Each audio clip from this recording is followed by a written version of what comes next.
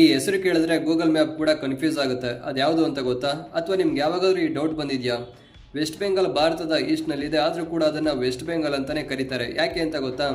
ಯಾಕೆ ಅಂತ ಹೇಳ್ತೀನಿ. ಅಷ್ಟರಲ್ಲಿ ನೀವು ಇನ್ನೂ ಪೇಜ್ನ ಫಾಲೋ ಮಾಡಿಲ್ಲ ಅಂದರೆ ಪ್ಲೀಸ್ ಫಾಲೋ ಮಾಡ್ಕೊಳ್ಳಿ. ಇದರಿಂದ ಒಂದು ದೊಡ್ಡ ಇತಿಹಾಸನೇ ಇದೆ. ಸ್ವತಂತ್ರ ಬರೋದಕ್ಕೂ ಮೊದಲು ಭಾರತ ಈ ರೀತಿ ಇತ್ತು. ಆನಂತರ 1947ರಲ್ಲಿ ಭಾರತ ವಿಭಜನೆ ಆದಾಗ ಪಾಕಿಸ್ತಾನ ಸಪರೇಟ್ ಕಂಟ್ರಿ ಆಯಿತು. ಅದೇ ಟೈಮ್ನಲ್ಲಿ ವಿಶಾಲವಾದ ಬೆಂಗಾಲ್ ಕೂಡ ಡಿವೈಡ್ ಆಗಿ ಎರಡು ಭಾಗ ಆಯಿತು. ಒಂದು ಈಸ್ಟ್ ಬೆಂಗಾಲ್, ಮತ್ತೊಂದು ವೆಸ್ಟ್ ಬೆಂಗಾಲ್. ಈಸ್ಟ್ ಬೆಂಗಾಲ್ನಲ್ಲಿ ಜಾಸ್ತಿ ಜನ ಮುಸ್ಲಿಮರು ಇದ್ದಿದ್ದರಿಂದ ಅದು ಕೂಡ ಪಾಕಿಸ್ತಾನ ಜೊತೆನೆ ಸೇರ್ಕೊಳ್ತು. ಹೀಗಾಗಿ ಈಸ್ಟ್ ಬೆಂಗಾಲ್ ಈಸ್ಟ್ ಪಾಕಿಸ್ತಾನ್ ಅಂತ ರೀನೇಮ್ ಆಯಿತು. ಇನ್ನು ವೆಸ್ಟ್ ಬೆಂಗಾಲ್ ಭಾರತದ ಅಂಡರ್ನಲ್ಲೇ ಉಳ್ಕೊಳ್ತು.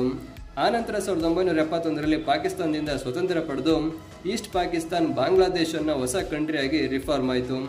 ಆದರೆ ಭಾರತದ ಬಳಿ ಇರೋ ಬೆಂಗಾಲ್ಗೆ ಅದೇ ಹಳೆ ಹೆಸರೇ ಉಳ್ಕೊಂಡ್ಬಿಡ್ತು. ಹೀಗಾಗಿ ವೆಸ್ಟ್ ಬೆಂಗಾಲ್ ಭಾರತದ ಈಸ್ಟ್ನಲ್ಲಿದ್ದರೂ ಕೂಡ ಈಗಲೂ ವೆಸ್ಟ್ ಬೆಂಗಾಲ್ ಅಂತಲೇ ಕರಿತಿದ್ದೀವಿ. ಸೊ ಗೊತ್ತಾಯ್ತಾ ಈ ಕನ್ಫ್ಯೂಷನ್ಗೆ ರೀಸನ್ ಏನು ಅಂತ? ವಿಡಿಯೋ ಇಷ್ಟ ಆದರೆ ಲೈಕ್ ಮಾಡಿ, ಶೇರ್ ಮಾಡಿ, ಹಾಗೆ ಫಾಲೋ ಮಾಡೋದನ್ನ ಮರಿಬೇಡಿ. ವಿಡಿಯೋ ಮಿಸ್ ಆಗಬಾರ್ದು ಅಂದರೆ ವಾಟ್ಸಪ್ ಚಾನಲ್ನು ಕೂಡ ಜಾಯ್ನ್ ಆಗಿ, ಲಿಂಕ್ ಕಮೆಂಟ್ ಬಾಕ್ಸ್ನಲ್ಲಿದೆ.